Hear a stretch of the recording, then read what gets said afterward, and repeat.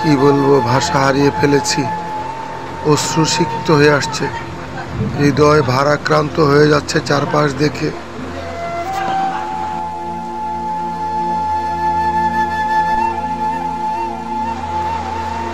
আমাদের গ্রামের বাড়ির রান্নাঘরের চারপাশের মাটি সরে গিয়ে রান্না করার এখন আর কোনো উপায় নেই। কোনো ক্রমে দুটো রান্না করে আমরা এখন সকালের নাস্তা শেষ করলাম। দেখেন, আমার রান্নাঘরের চারপাশে মাটি সরে গিয়ে টিনের বেড়াটি পর্যন্ত জায়গায় জায়গায় খুলে গিয়েছে। বারান্দায় পানি ঢুকে গেছে। দেখেন, বারান্দায় পানি বাড়তে আসে।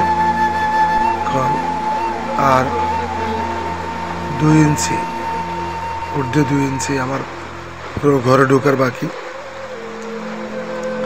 আল্লাহ, তুমি উত্তম হেফাজতকারী। এরকম পরিস্থিতি আমি যখন দেখিনি, নোয়াখালীবাসী আগে দেখিনি, আর কখনো এরকম পরিস্থিতি কল্পনাও করতে পারেনি।